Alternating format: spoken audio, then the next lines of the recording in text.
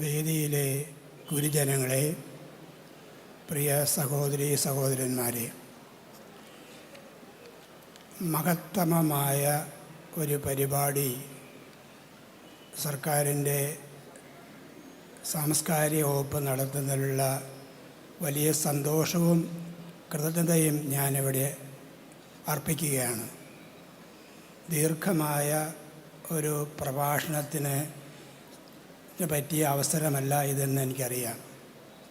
എന്നിരുന്നാലും രണ്ട് കാര്യങ്ങൾ നിങ്ങളെ ഓർമ്മപ്പെടുത്താൻ ഞാൻ ആഗ്രഹിക്കുന്നുണ്ട്. പ്രബുദ്ധതയെക്കുറിച്ച്, എൻലൈറ്റൻമെൻറ്റിനെക്കുറിച്ച് ഇവിടെ പലരും പ്രസംഗിക്കുകയുണ്ടായി. 18-19 നൂറ്റാണ്ടുകളിൽ എൻലൈറ്റൻമെൻറ്റ് യൂറോപ്പിൽ ജനിച്ചു വളർന്ന ഒരു പ്രതിഭാസമാണ്. അതിൻ്റെ ഉപജ്ഞാതാവായിരുന്നത്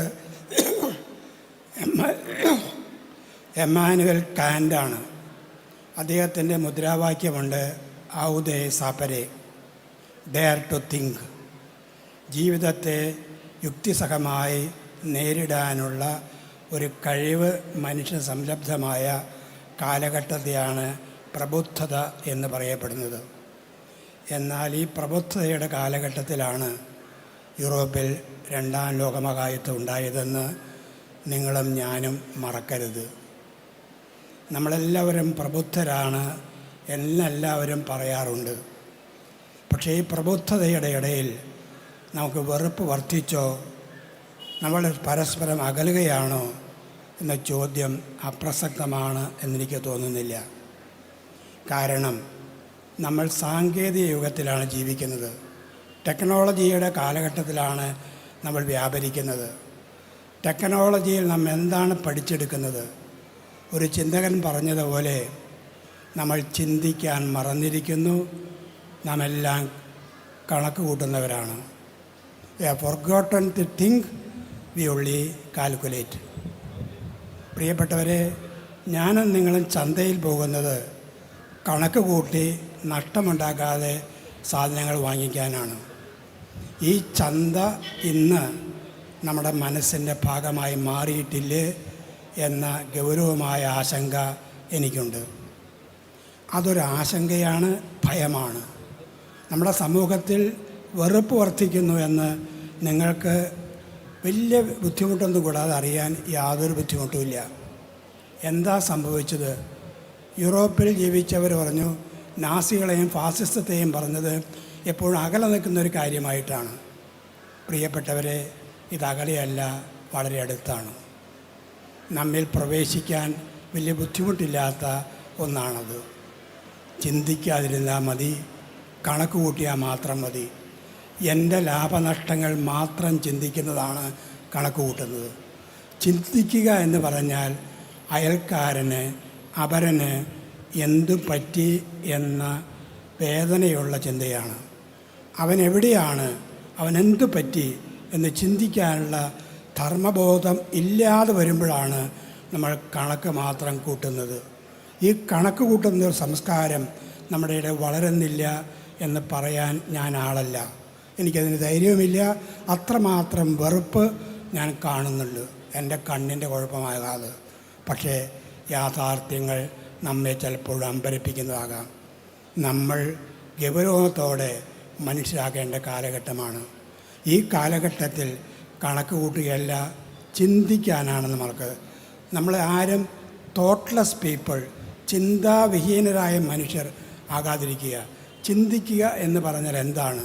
മഹാനായ കാൻ്റ് പറഞ്ഞു, 2 കാര്യങ്ങൾ എന്നെ അത്ഭുതപരനാക്കുന്നു. The starry heavens above and the moral law within. താരാനിബിഡമായ ആകാശവും ധർമ്മബോധത്തിൻ്റെ ആന്തരികതയും.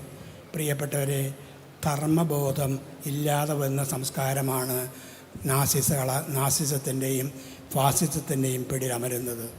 ധർമ്മബോധം എന്ന് പറയുന്നത് അയൽക്കാരനെക്കുറിച്ച്, മറ്റുള്ളതിനെക്കുറിച്ചുള്ള ആകുലമായ ചിന്തയാണ്. ആ ചിന്ത നമ്മുടെ സമൂഹത്തിൽ മരിക്കാതിരിക്കണമെങ്കിൽ നിങ്ങളെപ്പോലുള്ള ജാഗ്രതയുള്ള മനുഷ്യരുണ്ടാകണം. ഇത് മാത്രമാണ് എനിക്ക് പറയാനുള്ളത്. ഒരു വലിയ പ്രസംഗം പറയാൻ എന്നേക്കാൾ വളരെ പഠിപ്പും പാണ്ഡിത്യവും ആത്മീയമതുമുള്ള ആളുകൾ ഈ വേദിയിൽ ധാരാളമുണ്ട് എന്നെനിക്കറിയാം. ഒരു കാര്യം കൂടി മാത്രമാണ് എനിക്ക് നിങ്ങളെ ഓർമ്മപ്പെടുത്താനുള്ളത്. ഞാൻ എന്തിന് അങ്കമാലിയിൽ നിന്ന് ഇവിടെ വന്നു എന്നുള്ളതാണ്. ഇത്രയും ദൂരത്തിൽ ഇത്രയും പ്രായമായി ഞാൻ ഇവിടെ വന്ന ഒറ്റ കാരണം കൊണ്ടാണ്. ഞാൻ വിശ്വസിക്കുന്നത് ഒരു മതവിശ്വാസത്തിൽ വ്യത്യസ്തമായ മതബോധത്തിൻ്റെ പേരിൽ, ആളുകൾക്ക് ഇഷ്ടമില്ലാത്തത് പറഞ്ഞതിൻ്റെ പേരിൽ, ഇഷ്ടമില്ലാത്ത വിധം ചിന്തിച്ചതിൻ്റെ പേരിൽ, എല്ലാവരും അംഗീകരിക്കാത്ത വിധം പെരുമാറിയതിൻ്റെ പേരിൽ, സംസാരിച്ചതിൻ്റെ പേരിൽ തൂക്കി കൊല്ലപ്പെട്ട, ക്രൂശിക്കപ്പെട്ട ഒരു മനുഷ്യൻ്റെ പേരിലാണ് ഞാൻ നിൽക്കുന്നത്. എവിടെ മനുഷ്യൻ ക്രൂശിക്കപ്പെട്ടാലും, എവിടെ പീഡിപ്പിക്കപ്പെട്ടാലും, എവിടെ അവഗണിക്കപ്പെട്ടാലും, എവിടെ അന്യരാക്കപ്പെട്ടാലും അവിടെ ക്രിസ്തുവിൻ്റെ പീഡിതമായ മുഖം കാണാനാണ് എന്നെ പഠിപ്പിച്ചുള്ളത്. അതെൻ്റെ വിശ്വാസമാണ്. ആ വിശ്വാസം ഒരു കാഴ്ചപ്പാടാണ്, ദർശനമാണ്, വീക്ഷണമാണ്. ആ വീക്ഷണത്തിൻ്റെ പേരിൽ മാത്രമാണ് മനുഷ്യരെ മനുഷ്യരായി കാണാൻ താല്പര്യമുള്ള ആളുകളുമായി ഒന്നുചേർന്ന് നിൽക്കാൻ വേണ്ടി മാത്രമാണ് ഞാനിവിടെ വന്നത്. നിങ്ങൾക്കെല്ലാവർക്കും ഈ മനുഷ്യത്വത്തിൻ്റെ പേരിൽ നന്ദി പറയുന്നു. മഹാനായ ലെസ്സിങ് പറഞ്ഞൊരു വാചകമുണ്ട്, മനുഷ്യനായാൽ മതിയെന്ന്. എല്ലാ മതങ്ങളും മനുഷ്യരാക്കാൻ മനുഷ്യരെ പഠിപ്പിക്കണം. മനുഷ്യരായാൽ മതി, മനുഷ്യരാകാൻ എല്ലാവർക്കും കഴിയട്ടെ എന്നും മനുഷ്യരാകാനുള്ള ഈ സാംസ്കാരിക വകുപ്പിൻ്റെ പ്രയത്നങ്ങൾ ഫലസഹായകമാകട്ടെ എന്ന് നിങ്ങൾക്കെല്ലാവർക്കും മനുഷ്യത്വത്തിൻ്റെ ഗരിമയോടെ ജീവിക്കാനും മനുഷ്യൻ പീഡിപ്പിക്കപ്പെടുമ്പോൾ വേദനിക്കുന്നവരാകാനും കഴിയട്ടെ എന്നും ആശംസിച്ചുകൊണ്ട് ഞാൻ അവസാനിപ്പിക്കുന്നു. നന്ദി, നമസ്കാരം.